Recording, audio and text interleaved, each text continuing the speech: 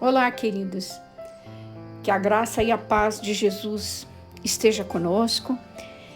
Nós estamos hoje aqui mais uma vez para refletir sobre uma passagem da Palavra de Deus.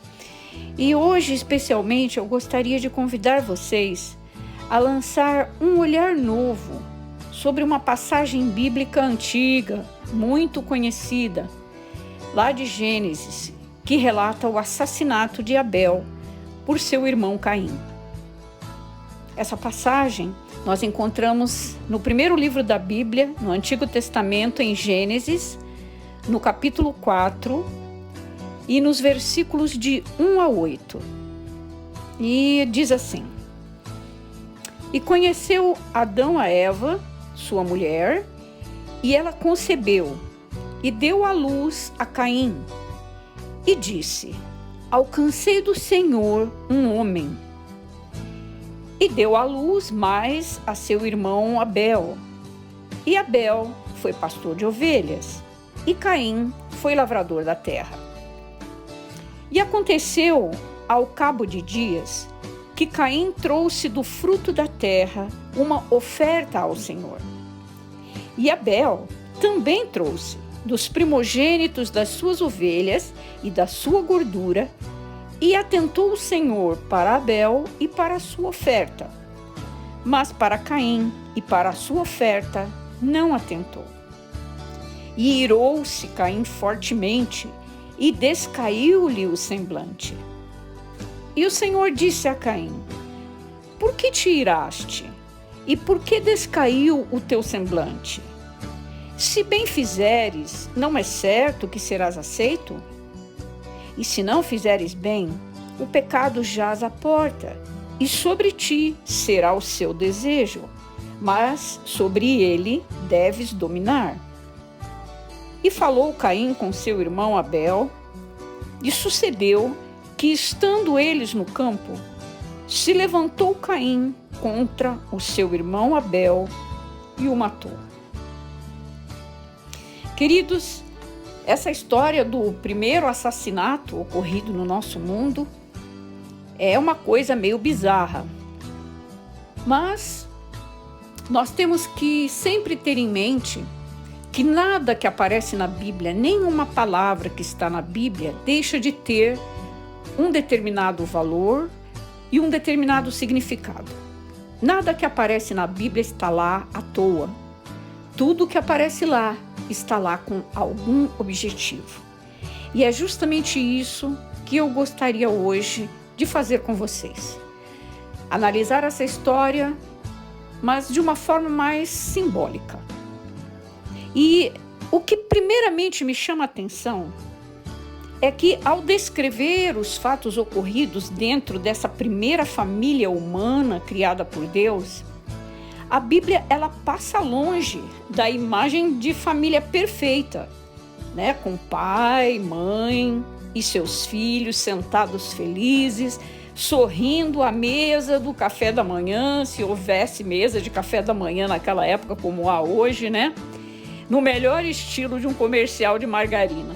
Longe disso, né? A narrativa bíblica ela se mantém fiel à realidade dos fatos que nos levam para além do literal, além do que está escrito.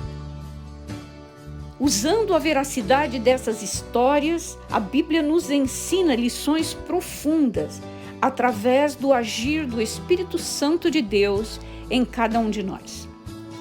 Logo no versículo 1, nós percebemos que as palavras de Eva ao dar à luz a Caim parecem no mínimo estranhas. Muitos estudiosos, ao analisar o texto em hebraico, eles concluem que Eva acreditava que Caim fosse o Messias prometido por Deus. Por isso ela fala: alcancei do Senhor um homem. Ela acredita então que esse primeiro filho, Caim, é o Messias prometido a que Deus se referiu lá no Jardim do Éden, e que Deus disse que iria esmagar a cabeça da serpente, aquele que pisaria a cabeça da serpente, ou seja, que aboliria a consequência do pecado que ela e Adão haviam cometido, distanciando-se de Deus e acreditando em sua própria capacidade e consciência em definir o bem e o mal. A questão é que Eva não teve somente Caim, ela teve outro filho. E a esse filho ela deu o nome de Abel. Caim e Abel tomaram para si diferentes ocupações e diferentes prioridades naquele mundo. Caim tornou-se lavrador da terra e Abel, pastor de ovelhas. A existência de Caim estava diretamente ligada à terra e ligada também à sua atitude em relação à terra. É interessante notar que, em hebraico, a palavra lavrador significa servo. Caim era lavrador, ele era servo da terra, material do qual o homem foi feito. A terra aqui é a representação do próprio ser humano, do próprio homem. Caim servia primeiramente a terra, a si mesmo. Ele não apenas trabalhava a terra para sua subsistência, mas ele era servo dela. Ele era um servo do mundo e não de Deus. Já Abel, ele era pastor de ovelhas, o que simbolizava que ele estava em conexão com o mundo espiritual. Essa atividade de pastorear ovelhas, ela significa até os dias de hoje o ato de dirigir e guiar vidas ao reino de Deus. Abel não era servo do mundo como seu irmão Caim, mas ele era servo de Deus. Ele trabalhava com a finalidade de servir a Deus com o seu trabalho. Não é então de se admirar que Deus tenha se agradado da oferta de Abel, que era o fruto de seu trabalho piedoso e orientado pelo Espírito Santo, mas não da oferta de Caim, que lhe trouxe o fruto de sua servidão a si mesmo e ao mundo. Caim, dominado por seu instinto animal, sentiu naquele momento que havia falhado. Seu caráter deixou transparecer seus sentimentos negativos de profunda ira e falta de domínio próprio. Ele teve ciúme de seu irmão Abel, teve ciúmes dele. Mas ainda assim, ele foi chamado por Deus ao arrependimento. Deus chama a sua atenção para o fato de que ser aceito por ele ou não era uma escolha pessoal. Se Caim escolhesse servi-lo de todo o seu coração, certamente o agradaria e também seria aceito. Mas se escolhesse o caminho oposto, seu egocentrismo triunfaria e o faria afastar-se cada vez mais do seu Criador. Infelizmente, queridos, Caim escolheu o caminho oposto, pois no último versículo dessa passagem vemos o triunfo da matéria sobre o espírito. Caim, levado por seus próprios instintos animais, mata seu irmão Abel. Mas como Caim comete esse assassinato? E afinal, qual foi o grande erro de Abel nessa história? No versículo 8, nós percebemos que Caim falou com Abel. O que ele disse a Abel? A palavra de Deus, ela não revela diretamente o que foi dito, porém é fácil entendermos que ele convidou Abel para ir ao campo, pois foi lá que o crime ocorreu. Os dois não estavam no campo no momento em que Caim concebeu o desejo de matar seu irmão, porque Caim falou com seu irmão Abel. Então houve um diálogo anterior ao assassinato. Esse diálogo, muito provavelmente, foi justamente esse convite que Caim fez a Abel para que o acompanhasse até o campo. E qual foi então o grande erro de Abel? O grande erro de Abel foi ter aceito o convite de seu irmão. Porque Caim levou Abel para o mundo, para o local em que ele próprio, Caim, dominava. Fora dos padrões espirituais que Abel conhecia e praticava, ele então tornou-se uma presa fácil para Caim. Nessa história, a matéria triunfou mais uma vez sobre o espírito, pois Caim representa a matéria, o mundo material, a dimensão material, a nossa carne. E Abel significa o mundo espiritual e o desejo de estar em comunhão com Deus. Os valores mundanos nessa história venceram mais uma vez os ideais mais elevados e espirituais. E tudo isso porque Abel aceitou acompanhar Caim até o campo. Queridos, isso é muito sério. Nós somos muito especiais para Deus. Você que me ouve nesse momento é muito especial para Deus. Se você está dedicando o seu tempo a ouvir da Santa Palavra, é porque você está em busca de alimento para o seu espírito. É porque você deseja produzir frutos que agradem a Deus, assim como Abel fez.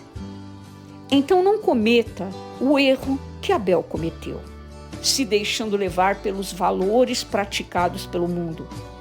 Lembre-se sempre de que somos espíritos habitando um corpo e não o oposto.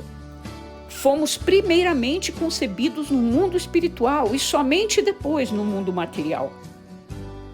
A luta entre a carne e o espírito, entre a matéria e o espírito, é uma grande guerra que nós só venceremos se exercitarmos o nosso domínio próprio, seguindo as orientações que Deus nos deixou na sua palavra. Que não devemos nos conformar com este mundo, ou seja, não devemos tomar a forma deste mundo para nós. Não nos devemos deixar moldar pelos valores que a maioria das pessoas assume para dirigir suas vidas só porque são a opção da maioria. Lembre-se sempre de que não é porque a maioria faz determinadas coisas que elas estão de acordo com a vontade de Deus. Devemos sim ter como meta reproduzir em nós os ideais elevados de Jesus, crescendo e nos fortalecendo espiritualmente. Nosso parâmetro de comparação, queridos, é Jesus e não o mundo. Isso é fácil? E a resposta é não. Não é fácil abrir mão dos nossos instintos primários. Nessa passagem, Deus fala a Caim que o pecado jaz à porta. Ou seja, o pecado está sempre esperando que nós resolvamos cair nele, que nós resolvamos fazer como ele deseja que nós façamos, que nós cedamos aquilo que ele nos inclina a fazer. Com certeza, nessa dimensão em que nós vivemos, nesse mundo de matéria, nós seremos facilmente derrotados se nós abrirmos mão dos fundamentos espirituais de bondade, mansidão, pureza e amor que Jesus nos deixou como exemplo. O que nos garantirá a vitória contra o pecado, contra a nossa carne, contra o mundo material, é a nossa perseverança em nos mantermos firmes no caminho da fé em Cristo e no fortalecimento da nossa esperança com o aprendizado e prática da mensagem que Ele nos deixou em seu Evangelho.